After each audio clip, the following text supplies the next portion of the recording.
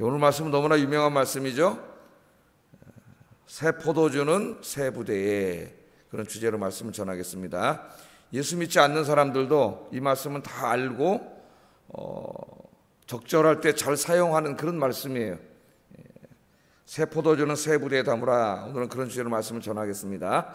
자, 이 말씀은 어제 말씀과 같은 때에 다 이루어진 일이에요. 예수님께서 이제 그 세관에 앉아서 통행세하고 관세를 받으면서 또 부당한 세금을 더 받으면서 부를 축적하고 또 권력을 행사하고 이렇게 막 죄짓고 살아가던 마태라고 하는 사람, 이 사람을 부르셔서 구원하시고 그를 제자로 삼으시는 그런 이야기를 어제 말씀을 전했습니다. 마태가 예수님 만나고 구원받은 다음에 너무나 기뻐서 동네 사람들을 다 모아서 그 구원의 기쁨을 함께 나누면서 잔치를 열었죠.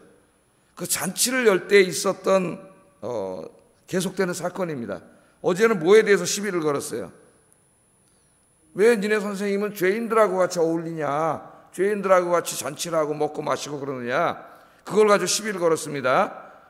그랬더니 예수님이 내가 온 이유가 바로 이 죄인들하고 만나서 어울리고 그들을 치유하고 변화시키고 구원받기 위해서 온 것이다, 그렇게 답변을 하셨어요. 오늘 이제 또 두 번째 그 잔치를 하는 모습을 보고 두 번째 또 이 사람들이 이제 비판을 하면서 따져 묻습니다. 근데 이번에는 바리새인들이 묻지 않고 세례 요한의 제자들이 묻는 것으로 그렇게 돼 있어요. 그래서 이 잔치를 막 열고 즐겁게 하는 날이 아마도 유대인들의 금식일이었던 것 같아요. 금식하는 날. 그래서 왜 금식을 하지 않느냐? 우리도 금식하고 바리새인들도 금식을 하는데 왜 당신과 당신의 제자들은 금식하지 않습니까? 이렇게 또 따져 묻는 거죠. 여기에 대해서 이제 예수님께서 답변하신 그런 내용입니다. 핵심은 옛 것은, 옛 시대에 속한 것은 새 시대에 속한 삶과 어울리지 않는다. 그게 오늘 말씀의 핵심이에요. 그래서 오늘 좀 한번 자세히 말씀 공부해 보겠습니다. 자, 마태는 지금 자기가 죄사함 받고 구원받은 즐거움과 기쁨이 너무 커서 그날 그 예수님 믿고 구원받은 사람들, 동네 사람들을 다 초청했는데 상당히 많은 사람들은 죄인들이었어요. 누구 눈에 죄인이었어요? 유대인들이 볼 때에 죄인들이었습니다. 유대인들은 그들과 어울리지 않았어요. 왜냐하면 그들과 어울리면 그들의 그 불결함과 죄악이 전염된다고 생각했기 때문에 그들과 거리를 두고 살았죠. 그런데 우리 예수님께서는 오히려 그들을 만나, 그들을 만져요. 그렇게 함으로 예수님이 감염되는 게 아니라 그 더러운 죄인들을 어떻게 해요? 거룩하게 변화시켜요. 그게 참 기독교의 경건이다. 어제 그렇게 말씀드렸습니다. 우리 기독교는 우리끼리 세상에 물들지 않기 위해서 어디 저 산속에 가가지고 우리끼리 앉아서 기도하고 전도하고 전도란다. 기도하고 예배드리고 그리고 헤어지는 그런 게 아니고 우리는 물론 모여서 예배드리고 기도하고 말씀 듣고 그렇게 해서 힘을 얻고 그 다음 세상으로 나가서 세상을 구원하고 변화시키는 게 우리의 경건이고 기독교의 사명이라는 것을 어제 좀 살펴봤습니다. 자, 오늘 이제 이 구원의 기쁨이 너무 넘쳐서 잔치를 하는 거죠. 구원받은 사람의 특징이 뭐라 그랬어요? 어제 기쁨이라 그랬잖아요. 기쁨. 예? 하나님 주시는 하늘의 기쁨, 이 땅에 속한 기쁨이 아니라 그랬어요. 하나님이 주시는 하늘의 기쁨이 막 넘치는 거죠. 자, 이 너무나 기뻐서 구원의 기쁨을 누리고 그러면서 잔치를 하고 그러고 있는데 요한의 제자들이 보니까 이게 마음에 들지가 않아요. 특별히 아마 이날은 금식하는 날이었던 것 같은데 그래서 요한의 제자들이 14절에 예수님께 나와 질문을 합니다. 14절 한번 읽어보겠습니다. 시작.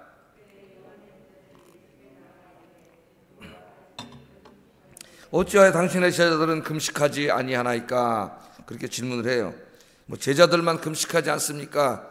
그렇게 물어본 건 아니죠. 사실은 더 지금 누구를 비판하고 싶은 거예요. 예수님을 더 비판하고 싶은 거죠. 자, 왜 이런 질문을 던지냐면은 이 당시에 우리 지난번에도 금식에 대해서 배울 때 6장에서 바리새인들과 유대인들이 그 외식하는 위선적인 금식에 대해서 예수님이 책망을 하시면서 참다운 금식에 대해서 우리가 공부를 했습니다. 그때 금식하는 것 자체를 예수님이 하지 말라는 말씀은 아니에요. 잘못된 동기로 지금 금식을 하기 때문에 예수님 말씀을 하시는 건데, 자, 이 당시에 바리새인들은 일주일에 2번씩 금식했다 그랬습니다. 월요일하고 목요일날. 참 대단한 거예요. 그래서 로마의 역사가인 이 수에토니우스와 페트로니우스의 글에 보면은 유대 사회의 이상한 특징 중에 하나가 있는데 그게 뭐냐는 금식하는 것이라 그랬어요. 그러니까 로마의 지성인들이, 역사가들이 볼 때 저 사람들은 일주일에 2번씩이나 금식을 하는 거예요. 그러니까 깜짝 놀랄 일이죠. 월요일 날 하고 또 목요일 날 이렇게 2번을 금식하는 겁니다. 그러니까 그 당시에 그만큼 금식은 뭐라 그랬습니까? 유대 사회의 경건의 가장 눈에 띄는 지표라 그랬죠. 생각나시죠? 금식, 구제, 기도, 경건의 그 지표들인데 이것들을 다 이게 위선적으로 행했다 그랬잖아요. 저 사람들이. 자, 이 사람들이 왜 이렇게 일주일에 2번씩 금식을 했느냐? 당시의 유대인들, 특별히 바리새인들은 어떻게 이해했냐면은 자기들이 지금 로마에게 나라를 빼앗기고 식민 통치를 받고 있지 않습니까? 고통을 받고 있고 지금 잔치를 열고 있는 저 마태도 자기들이 볼 때는 며칠 전만 해도 저 세관에 앉아가지고 부당한 통행세를 받아먹고 관세를 받아먹고 있던 로마의 관원이야. 저 사람도. 자기들이 이렇게 고통을 당하고 있는데 왜 우리가 하나님의 백성들인데 이렇게 고통을 당하고 있는가?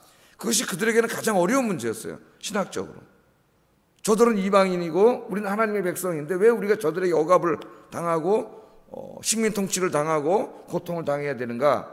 그걸 그들이 신학적으로 어떻게 이해했냐면은 우리가 하나님 앞에 너무나 많은 죄를 지었기 때문에 지금 우리가 살고 있는 역사의 시기는 하나님의 징계의 시기요 하나님의 저주의 시기다.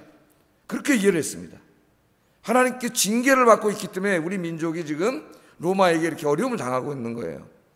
그래서 그들이 일주일에 2번씩 금식하면서 그 금식일 날 자기들의 죄를 애통하고, 실제로 죄를 애통하지는 않았습니다. 이 사람들이 죄를 애통하면서 사실은 자기들이 로마의 식민 통치 받고 있는 그 모습, 현실적인 모습, 하나님의 징계를 받고 있는 그 슬픈 현실, 그것들을 생각하면서 기도하는 날이에요. 그러니까 이 금식하는 날은 굉장히 자기 민족적으로 그 슬픔과 고통을 자기들이 짊어지고 하나님 앞에 무릎 꿇고 호소하는 날이란 말이죠. 속히 이 고통으로부터 우리를 구원해 달라고 금식하는 바로 그날이에요. 그런데 그날 지금 예수님은 제자들과 함께 뭐 하고 있어요? 먹고 마시고 잔치를 열고 있어요. 경건한 바리새인들, 자기들이 볼 때 바리새인들도 다 금식을 하고 있고 세례 요한의 제자들인 자신들도 지금 때가 하나님의 저주의 때라고 생각을 하고 속히 하나님 메시아를 보내주셔가지고 이 저주의 때로부터 우리를 구원해 주세요. 그런 의미로 다 금식을 하고 있는데 예수님과 제자들은 금식을 안 하고 잔치를 하고 기뻐하고 그러는 거예요. 그러니까 지금 찾아와서 질문을 한 겁니다. 자, 그때 예수님께서 이렇게 하셨는데 3가지 비유로 답변을 하셨어요. 3가지 비유로. 첫 번째 비유는 따로 한번 공부하고 나머지 2개의 비유를 따로 공부하겠습니다. 15절 한번 읽어보겠어요. 시작.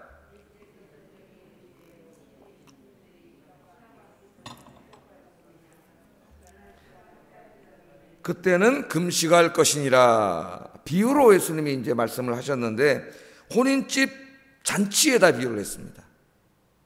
야, 금식해야 된다고 그렇게 얘기하는데 내가 너에게 말하겠다. 한번 대답을 해봐라. 예수님 그러는 거예요. 혼인이 있었습니다. 결혼을 했어요. 그래서 혼인 잔치가 열렸어요. 유대 사회에서 제일 풍족하고 유대인들에게 기쁨을 주는 잔치는 혼인 잔치입니다. 그러니까 그들이 지금 자기 민족이 하나님의 징계와 저주하에 있는 슬픈 시대를 살고 있다고 생각했지만 혼인 잔치가 있는 날만큼은 거기에 관계된 사람은 금식을 면제해 줬어요. 금식을 안 해도 돼요. 예를 들어서 오늘이 그 사람들이 월요일하고 목요일 날 금식을 했잖아요. 근데 월요일 날 우리가 혼인 잔치가 있어요. 제가 예를 들어서 그럼 나는 금식 안 해도 돼요. 또 이 나와 친인척 관계에 있어서 혼인 잔치에 참여하는 사람들도 금식 안 해도 됩니다. 그 혼인 잔치는 너무나 기쁜 날인데 그날 가서 밥도 안 먹고 그냥 또 바리새인들은 어떻게 했어요? 자기가 금식하는 거 다 티냈잖아요. 위선하느냐고. 그 머리도 풀어 헤치고 막 그러가면서 이러고 있으면 그 혼인집은 기쁜 날인데 인생의 제일 즐거운 날인데 남의 집 혼인 잔치 다 망쳐놓는 거지. 그렇게 하면은. 예수님이 지금 그 말씀을 하시는 거예요. 혼인 잔치가 열렸을 때는 너희들도 금식하지 않지 않느냐. 지금 혼인 잔치가 열렸는데 금식하는 것이 마땅하느냐. 나중에 신랑이 죽는 날이 이럴 때 그때는 슬퍼하지 않겠느냐. 이 혼인 잔치가 열렸는데 무슨 금식을 하느냐. 예수님이 이 얘기를 합니다. 이게 왜 지금 혼인 잔치에다가 비유를 했을까? 유대인들은요, 이 혼인잔치를 열면서 뭘 마음에 소망을 했냐면은, 지금은 자기들이 슬픔과 고통의 가운데 있지만 메시아를 하나님이 보내주셔서 빨리 이 우리 민족에게 혼인잔치와 같은 기쁨과 행복이, 만족이 가득한 그런 시대가 오게 해주세요. 그런 마음을 가졌어요. 그래서 이 혼인잔치는 유대인들에게 있어서는 자기 민족의 구원의 날의 상징입니다. 그러니까 그날만큼은, 지금은 비록 고통과 슬픔과 절망 가운데 있지만 그날만큼은 하나님이 메시아를 보내주셔서 자기 민족을 구원할 그 잔칫날, 그 너무나 기쁜 날, 그날을 생각하면서 먹고 마시는 거예요. 그런데 오늘 예수님이 뭐라고 말씀하세요? 지금이 혼인잔치 날이라는 거예요. 지금이 혼인잔치 날이고 잔치가 열렸다는 거예요. 그 말은 지금 뭘 말하는 겁니까? 너희들이 그렇게 기다리던 메시아의 시대가 이미 왔다, 그 말이에요. 왔다. 그러니까 지금 슬퍼할 날이 아니야. 메시아 시대가 왔다는 건 누가 왔다는 거예요? 너희들이 그렇게 기다리던 메시아, 너희들이 일주일에 2번씩이나 금식하면서 기다리던 메시아가 이미 왔다는 거예요. 그리고 너희들이 그렇게 기다리던 혼인잔치 날이 왔다는 거예요. 죄를 사하시고 너희들을 용서하시고 너희를 구원하시는 하나님이 이 땅에 오셨다는 거예요. 그분이 바로 누구예요? 예수님 자신이에요. 그게 바로 나다, 그 말이에요. 예? 그러므로 이제 지금은 너희들이 금식하고 슬퍼하는 날이, 그런 시대는 지나갔다는 거예요, 이제는. 예? 근데 이 사람들은 왜 금식하고 있어요, 지금? 아직도 그날이 안 왔다고 생각하고 있어요. 아직도 메시아가 안 왔다고 생각하고 있어요. 그들은 예수님을 메시아로 믿지 않고 있어요. 자기들이 만들어 놓은 신학적인 틀에 예수님이 맞지가 않아. 그 문제는 신학적인 틀이 잘못된 거예요. 예? 그러니까 믿지 않는 거죠. 그 예수님이 뭐래? 그날이 왔다는 거예요. 내가 바로 메시아다. 예수님이 그렇게 말씀을 하는 겁니다. 혼인잔치를 통해서. 예수님이 누구세요? 하나님이세요. 예? 그분이 인간으로 이 땅에 오신 거예요. 바로 그 앞에 지금 불평하고 있는 바리새인들, 그 누구까지, 요한의 제자도 다 거기 있는 죄인들, 뭐 차랑기든 무슨 포주든 그 도둑놈이든 도박꾼이든 모든 사람이 다 하나님 앞에 죄인이에요. 바리새인들은 자기들이 의인이라고 생각했지만 이 사람들을 다 구원하기 위해서 하나님이 지금 오셨는데, 이제는 그 구원의 시대가 활짝 열렸는데 그분이 바로 자기들 앞에 있는데 모르는 거예요. 여전히 옛 시대에 속해서 슬픔과 고통 속에 사는 거예요. 오늘 예수님이 그거를 이야기하는 거죠. 오늘 우리가 이 말씀을 대하면서 우리 주변에도 그렇게 안타까운 사람들이 많이 있습니다. 특별히 아직까지 예수님을 알지 못하는 우리 주변에 있는 사람들, 여전히 죄와 죽음과 고통 속에 살아갑니다. 그 사람이 돈이 있든 권력이 있든 조금 있으면 죽을 거예요. 100살도 못 살고 죽어요. 90만 살아도 우리 오래 살았다, 그렇게 이야기합니다. 너무나 허망한 인생을 살다 금방 갈 인생들이기 때문에 죽음만 생각하면 지금도 두렵고 공포 속에 살아가요, 그 사람들이. 그러나 이미 2000년 전에 우리 하나님이 인간이 되심으로 죄와 죽음과 이 모든 것들을 해결하셨어요, 십자가에서. 예수님 믿기만 하면 구원받는데 저들이 그걸 알지 못하고 바깥에서 지금도 절망 속에 살아가니 이 얼마나 안타까운 일입니까? 그러니까 우리가 이 기쁜 소식을 가서 얘기해 주는 게, 구원의 새 시대가 열렸습니다. 예수 믿으세요. 그럼 여러분 구원받습니다. 이게 전도하는 거죠. 뭐예요? 이거 모르니까 알려줘야죠. 근데 더 안타까운 사람들은 교회 주변에 있으면서도, 교회 나오면서도 이걸 모르고 있다는 거예요. 설교는 들어서 어느 정도 기본적인 개념은 알고 있는데 그 구원의 죄사함과 그 구원의 기쁨이, 그 기쁨이 없어요, 자기에게. 그걸 체험해보지 못한 거예요. 교회를 한평생 다니고도 그런 사람들이 있어요. 한평생 다니고 그만 교회만 왔다 갔다 왔지 진짜 살아계신 하나님, 그리고 우리 예수님이 부활하셔서 승천하셔서 보좌에 앉아 계시면 누구를 보내주셔? 성령님을 보내주셔가지고 예수 믿는 사람들 마음속에 다 성령님이 들어와 계세요. 자기 주변을 돌아봐도 예수 잘 믿는 사람들 보면 너무나 행복하고 기쁜데 자기는 아직까지 그걸 느끼지 못해. 죄사함 받고 구원받고 내가 영생을 얻었고 천국의 백성이 됐다고 하는 이 기쁨 속에 살지 못하는 사람이 있어요. 여러분들은 이 구원의 기쁨, 이렇게 새벽에 나오셔서 오늘도 기도하시면서 매일매일 이 죄사함과 구원받은 기쁨과 행복이 가득한 여러분들 되기를 주의 이름으로 축복합니다. 이 축복의 본질적인 것이 바로 이 기복신앙에서 잘못 가르치고 있는 돈이나 무슨 건강이나 이 세상의 것들이 아니라는 거예요. 그런 것들은 일용할 양식이고 필요한 것들이기 때문에 하나님이 아셔서 우리가 기도하면 주신다 그랬습니다. 주기도문에 일용할 양식을 주세요. 그러면 하나님 주신다 그랬어요. 그걸 무시하라는 얘기는 아니에요. 그걸 기도하지 말라는 얘기도 아니에요. 그러나 그런 것들이 우리가 궁극적으로 소망하는 그런 것들은 아니고 우리의 행복과 불행을 좌우하는 것들이 돼서도 안 된다는 거예요. 우리의 축복의 본질은 바로 하나님으로 인한 기쁨과 즐거움입니다. 하나님이 주시는 구원의 기쁨과 즐거움이에요. 그래서 하박국 선지자가 하박국 3장 17절 18절에서 그 유명한 노래를 부르지 않았습니까? 비록 무화과 나무가 무성치 못하며 포도나무에 열매가 없으며 감람나무에 소출이 없으며 밭에 식물이 없으며 우리의 양이 없으며 외양간에 소가 없을지라도 나는 여호와를 인하여 즐거워하며 나의 구원의 하나님을 인하여 기뻐하리로다. 아멘. 하박국도 불평불만했잖아요. 왜 하나님의 백성들이 저 바벨론, 저 갈대아 민족, 저 자들에게 고통을 당합니까? 정말 하나님 살아계십니까? 하나님 정말 정의로우신 분입니까? 그렇게 하나님 앞에 따져 물었습니다. 나의 질문에 대해서 하나님 뭐라고 대답하실지 내가 들어보리라. 그리고 성전에 가서 기도했어요. 대답해달라고. 그 하나님의 응답을 받게 되면서 이제 이 하박국이 깨닫게 됐죠. 그래서 하나님 앞에 감사의 노래를 부른 게 바로 이거예요. 무화과 나무가 무성하지 못하고 포도나무에 열매가 없고 감람나무에 소출이 없고 밭에 식물이 없고 우리의 양이 없고 외양간에 소가 없어요. 우리 인간들이 살아가는데 필요한 모든 것들이 없어. 부족해. 그럼 우리는 불행하다 그래요. 힘들어요. 그런데 하박국 깨달았어요. 아, 그런 것들이 아니라 나는 이제는 여호와를 인하여 즐거워하고 나의 구원의 하나님을 인하여 기뻐하리로다. 아멘. 우리의 기쁨의 근간이 어디 있는가를 이야기해 줍니다. 무화과 나무만 바라보는 사람, 포도나무만 바라보는 사람, 외양간만 바라보는 사람은 이 기쁨과 행복을 누릴 수 없습니다. 오직 구원의 하나님만 바라보는 사람, 하나님으로 인생의 즐거움을 삼는 사람들만이 주님이 주시는 하늘의 풍요와 기쁨을 누리고 행복할 수 있어요. 오늘 새벽에 오신 분들의 이 행복이 매일매일 새롭게 체험되기를 주의 이름으로 축복합니다. 어떤 분들은 자꾸 옛날 얘기하는 사람이 있습니다. 옛날에 내가 참 신앙생활 잘할 때는 늘 기쁨이 넘쳤는데, 그런 얘기하는 분들이 있어요. 여러분, 그 옛날에 뭐가 중요합니까? 여러분의 신앙이 역사가 되지 않게 하라. 제가 그런 말 하죠. 여러분의 신앙이 역사, 옛날 얘기가 되지 않게 하고 그 신앙이 매일매일 새로워야 된다. 매일매일. 예? 주의 은혜가 매일매일 새롭도소이다 그랬잖아요.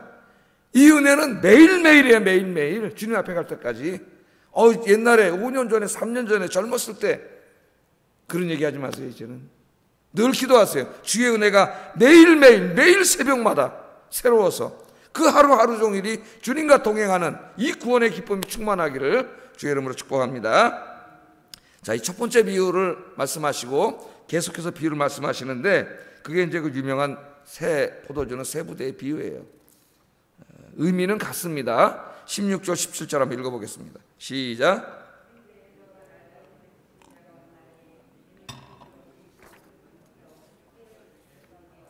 새 포도주를 낡은 가죽 부대에 넣지 아니하나니 그렇게 하면 부대가 터져 포도주도 쏟아지고 부대도 버리게 됨이라. 새 포도주는 새 부대에 넣어야 둘이 다 보존되느니라. 아멘. 자, 지금 아까 뭐라 그랬어요? 혼인잔치 날 금식을 하고 슬퍼하는 게 어울리지 않아요. 새 시대예요. 지금 혼인잔치날, 잔칫날이에요. 구원이 이미 이루어진 시대인데 옛 시대, 어둠의 시대, 이 시대의 이 삶을 가지고 오는 게 어울리지 않다 그거고, 두 번째는 이 낡은 배 조각을 생배 조각에다 갖다 붙이는 게 어울리지 않는다는 거예요. 예? 여러분, 이제 그 생배 조각이 있는데 낡은 옷이 있어요. 그럼 거기다 갖다 생배 조각을 붙이거나 또 거꾸로 해도 마찬가지입니다. 그럼 어떻게 되겠어요? 이걸 빨았다 놓으면은 생배 조각은 가만히 있는데 이 낡은 생배 조각이 옹구려 있는 걸 펴가지고 딱 꼬매놓으면은 이게 자꾸 땡기잖아요. 그래서 다 찢어진다는 거예요. 그래서 생배 조각은 새 것끼리 해야지 옛 것을 갖다 붙여놓으면 다 깨진다는 거예요. 그 다음에 새 포도주는 새 부대에도 마찬가지죠. 옛날에 그 동물의 그 염통 같은 걸 이렇게 해가지고 위를 묶어서 포도주를 담아 놓는데 새 포도주를 담으면 어떤 현상이 일어나요?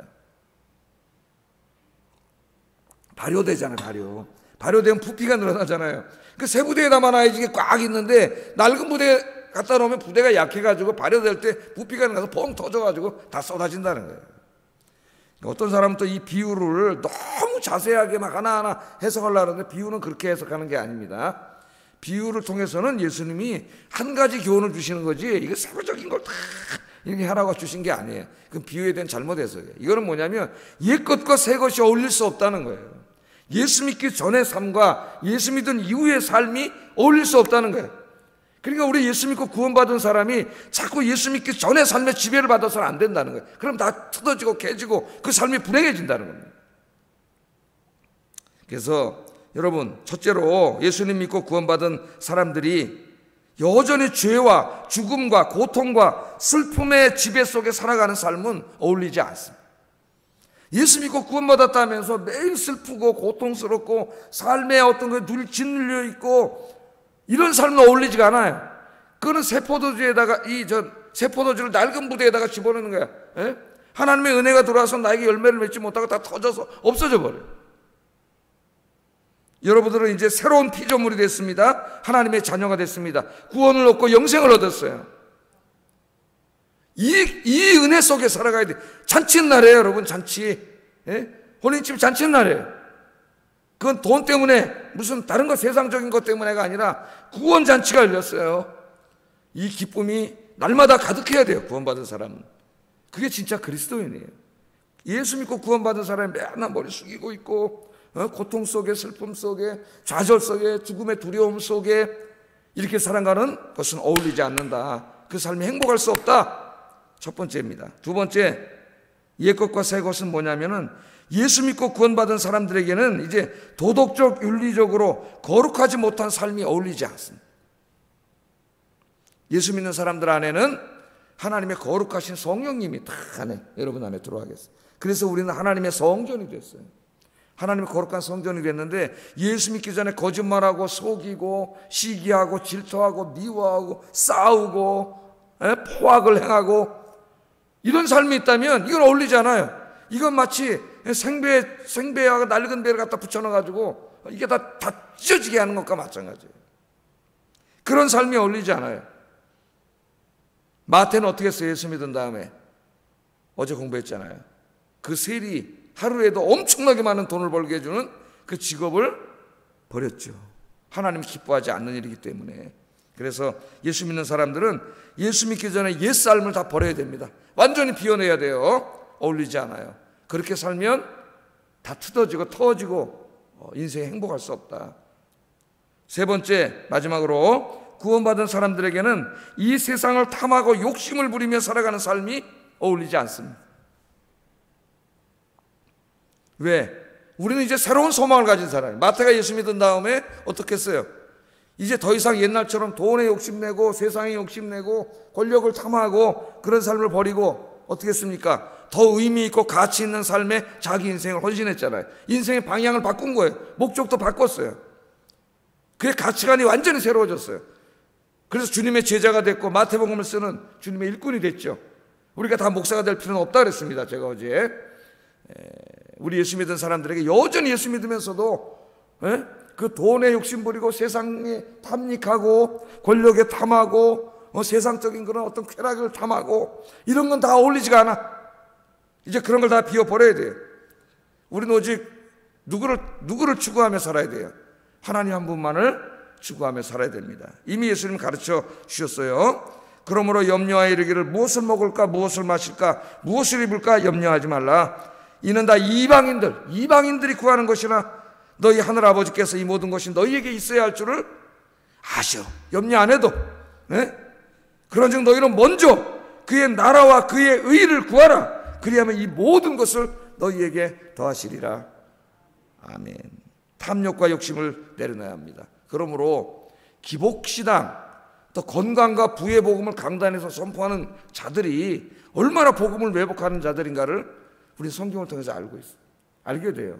예수님이 가르친 것과 정반대 이야기를 하는 거예요. 사람들을 현혹하고 많이 모이게 하려고. 이제는 그런 것을 추구하지 말고 그런 것이 필요한 것을 하나님이 아신다 그랬죠. 기도는 하세요. 하나님 주세요. 그러나 그게 우리의 삶에, 내 삶을 이끌어가는 동력이 돼서는 안 됩니다. 내가 추구하는 목표가 돼서는 안 돼요. 더 거룩한 목표를 세우고 주님 영광에 살아가시는 여러분 되기를 주의 이름으로 축복합니다. 기도하겠습니다.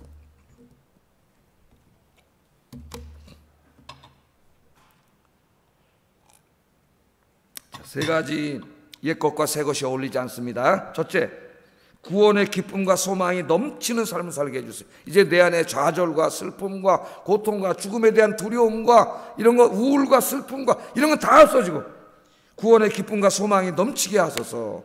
첫 번째 기도 제목이에요. 두 번째는 예수님 믿기 전에 내 안에 있던 모든 죄악의 찌꺼기들 다 버리고 도덕적으로 윤리적으로 세상과 구별된 깨끗하고 거룩한 삶을 살게 해주세요. 세 번째는 세상에 대한 탐욕과 욕심의 삶을 버리고 하나님 나라와 영광을 구하는 삶을 살게 해주세요. 기도하겠습니다. 사랑하신 아버지, 감사합니다. 오늘 귀한 세 개의 비유의 말씀을 통하여 옛것과 새것이 어울리지 않음을